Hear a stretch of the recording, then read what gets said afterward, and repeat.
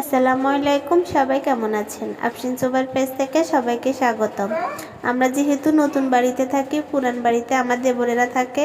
আমার দেবরে এখন নতুন বাড়িতে আসছে, জাল মারবে, মেয়েরে কিছু মাছ দেবে। দেখেন কতগুলা মাছ পাইছে।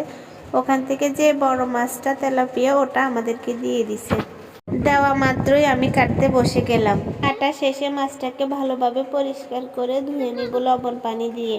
তারপরে মাছের মধ্যে লবণ দিয়ে দিব সামান্য পরিমাণে একটু হলুদের গুঁড়ো, দিয়ে দিব মরিচের গুঁড়ো, দিয়ে দিব রসুন বাটা, দিয়ে দিব আদা বাটা, দিয়ে দিব জিরের গুঁড়ো, দিয়ে দিব সামান্য একটু সরিষার তেল, সাথে একটু সামান্য লেবুর রস।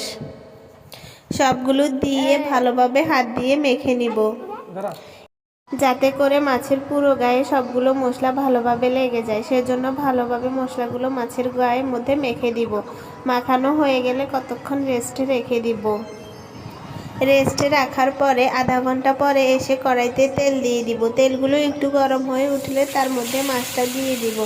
মাছটা দিয়ে ভালোভাবে এক পিঠ ভালোভাবে হালকা আঁচে মচমচে করে ভেজে নিব।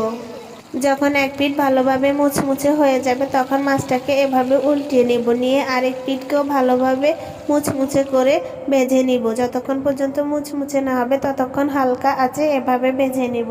বাছ হয়ে গেল আমার মুচমুচে মাছ ভাজি। দেখেন তো মাছ ভাজিটা কেমন হলো, একদম মুচমুচে। যদি আমার ভিডিওটা ভালো লাগে তাহলে অবশ্যই আমার ছোট পরিবারটা থেকে ঘুরে যাবেন আর একটা লাইক দিয়ে দিবেন। আল্লাহ হাফেজ।